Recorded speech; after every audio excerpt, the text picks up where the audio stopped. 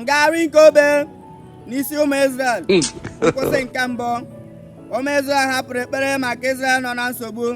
Ya na the Lord will fight your battle. Gazie wereze ogbunigwe na-achọ ikpochapụ ụmụaka Hamas. Anyị esekpụrụ ụmụ Izrel na-asị ha jisi ike. Maka na ụmụ Izrel hapụrụ olive oil ya na 21 days fasting and prayer. Wereze ogbunigwe na-asụ ndị Gaza na ndị Hamas akwụ. Ọ bụ onye ka anyị ga-akọlụ na ụmụ Izrel hapụrụ 21 days fasting and prayer. Ya na the Lord will fight for you.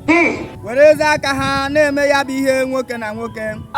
Ka ọ pụtara na ụmụ Izrel echetaghị na enwe ebe edere n'akwụkwọ sị amaghị ụra na ntị aka nri tụgharịa ntị aka ekpe ka amakpọ gị anya. Ya bụrụ na ndị Izrel wetara anyị ụka ji aka ha lụọ ọgụ maka ụmụnne ha ndị Hamas tọrọ.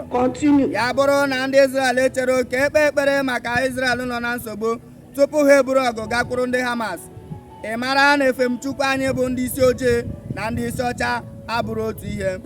Maka na ndị a kụziri anyị ka anyị na-ekpere ndị iro anyị ekpere mgbe niile. Ya mere ndị na-achọ efu ga-eji wakpo otu obodo n'ala Igbo, ndị ụka anyị aga ebe ahụ bee akwa kwuo na Chineke ga-akwụ ụgwọ. O rukwa eche ndị ahụ na-achịkwa efe ga-agwaka n'obodo ọzọ gbukwa ndị mmadụ, ndị ụka anyị ga-agakwa ebe ahụ gụọ sị na eluigwe ga-akwụ ụgwọ. Ajụjụ anyị na-ajụ bụ gịnị kpatara na ndị Izrel ekpere ndị Palestine ekpere ka ha chegharịa tupu ha eburu ọgụ buga na befa na-ewere ogbunigwe na-asụ ha akwụ.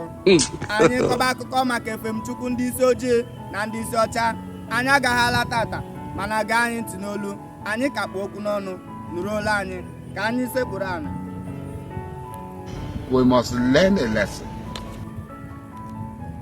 Anyị niile bụ ndị St. Ikegwuru Parish emezuola ihe edere n'akwụkwọ na-ekwu sị na anyị anaghị ekwu na ụka adịrọ mma.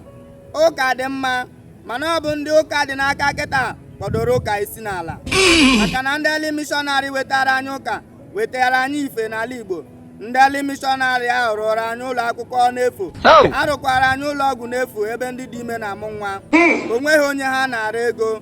Mana ndị ụka dị n'aka n'ala Igbo kịta bụ onye bụ igu ka ewu na-eso, ọkachasị n'ebe ndị Katọlik na ndị Anglican nọ.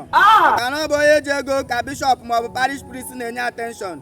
Ịbanye na diocese dị iche iche enwere ọtụtụ nkewa na-agbanye mmiri, maka na enwere ọtụtụ ndị fada na ụkọchukwu bishọp hụrụ n'anya karịa ndị ọzọ.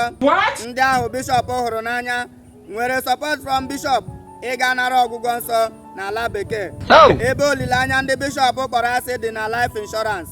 Ụmụ Igbo niile ji maka Chukwu were obi ha niile tụkwasị n'ebe ndị bishọp na ndị ụkọchukwu nọ ka ha nwee ike na-ekwuchitere ha ọnụ ha n'ebe ndị ọchịchị anyị nọ.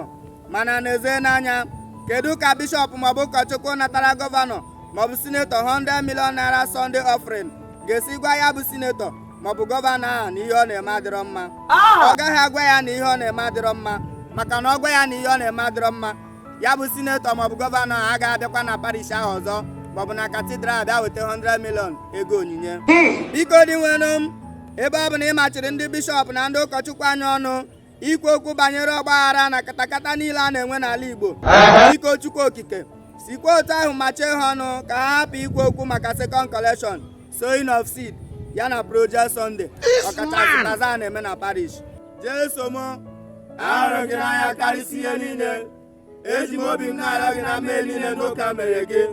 Ekwela ka ike ọpụ nwaanyị ọzọ n'ebe ị nọ. God have mercy upon us. Ya jiri ndị bishọp na ndị ụka mee ihe masịrị gị.